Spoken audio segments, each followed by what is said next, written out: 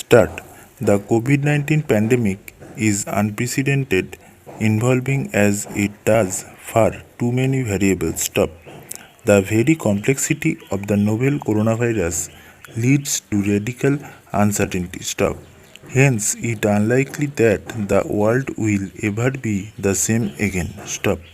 Abnormal could well become the new normal. Stop. Para. Pandemics have often changed the world and reshaped human society. Stop. Empires have collapsed. Stop. Commentators are already talking of fundamental alterations in governance and business norms. Stop. What is left unsaid, dash, and likely to pose an even bigger challenge, dash, is the extent to which the pandemic will impact human values and conduct. Stop.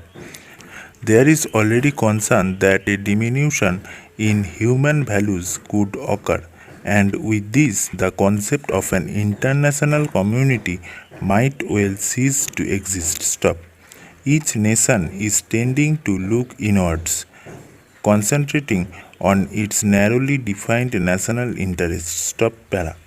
It is singularly unfortunate that at a time like this, existing international institutions such as the United Nations Security Council, and the World Health Organization within bracket WHO are seen to have failed to measure up to the grave challenge posed by the pandemic.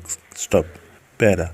While the UN Security Council is under attack for being slow in dealing with a situation that appears, at least on the surface, far graver than any military threat in recent decades, WHO has been tarred with the charge of bias and of grossly underestimating the nature of the epidemic. Stop.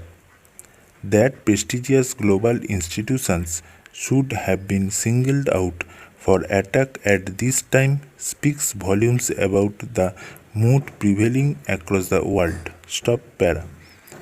There are many other aspects of the COVID 19 crisis that will drastically impact the globe. Stop. On the economic front, the World Bank has already predicted negative growth for most nations. Stop. India's growth forecast for the current fiscal year has been put at 1.5% to 2.8%. Stop. Contraction of the economy and the loss of millions of jobs across all segments will further complicate this situation. Stop. Para. What is likely to change even more dramatically are certain other aspects relating to political management and security. Stop. Both terms are set to gain new meanings. Stop. The role of the state as an enforcer of public good will almost certainly become greatly enhanced. Stop. The dominant imperative would be to not put limits on the role of the state even where the situation may not be as grave as the present one. Stop. Many pieces of legislation of yesteryears that had been relegated to the archives, thus they were perceived to be anachronistic in a modern democratic setup, thus may get a new lease of life. Stop. Some pieces of legislation, such as the Disaster Management Act, already reflect this reality today. Stop. Other pieces of legislation could follow in its wake. Stop. Para. This trend is already becoming evident to some extent across the world. Stop. Europe has shown a willingness to sacrifice personal liberties in favor of greater state control. Stop. Para. There are no serious protests over the fact that many of the powers being vested in the instruments of state in democracies today to meet the current challenge are eerily similar to those already practiced by authoritarian regimes such as China. Stop. Para. Post COVID 19, the world may have to pay a heavy price in terms of loss of liberty. Stop.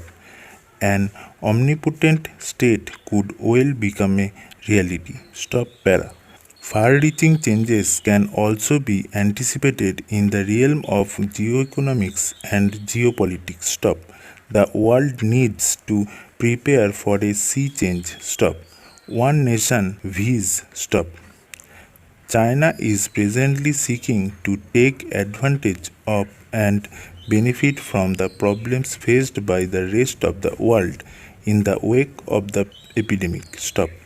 Already one of the most prominent nations of the world and an important player in international institutions, China remains totally unfazed by the stigma that the current world pandemic owes a great deal to its negligence. Thus, the first identified and detected COVID-19 victim in Wuhan was on December 1, 2019, but it was only in the second week of January 2020 that China sounded the alarm. Stop.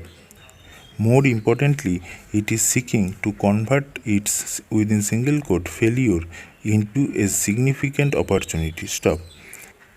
This is sinocentrism at its best or possibly its worst. Stop para.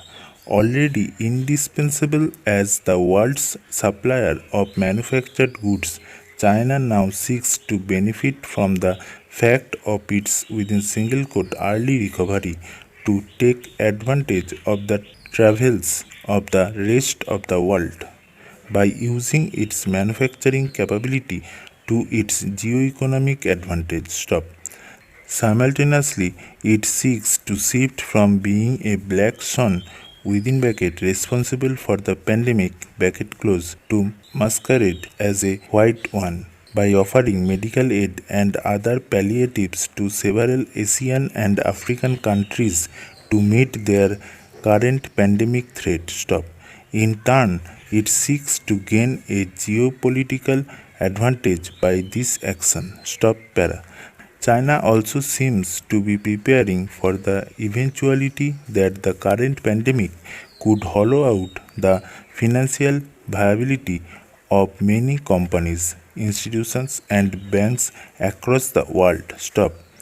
There are enough reports of China's intentions to acquire financial assets and stakes in banks and companies across the world, taking advantage of the scaled down value of their assets to support this stop.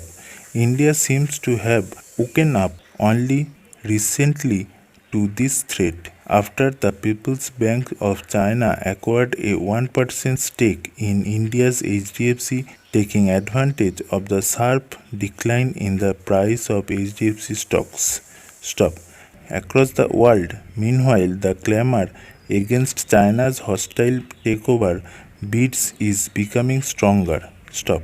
Several countries apart from India, such as Australia and Germany, have begun to restrict Chinese foreign direct investment in companies and financial institutions in their countries, recognizing the inherent danger of a possible Chinese hostile takeover of their critical assets. Stop.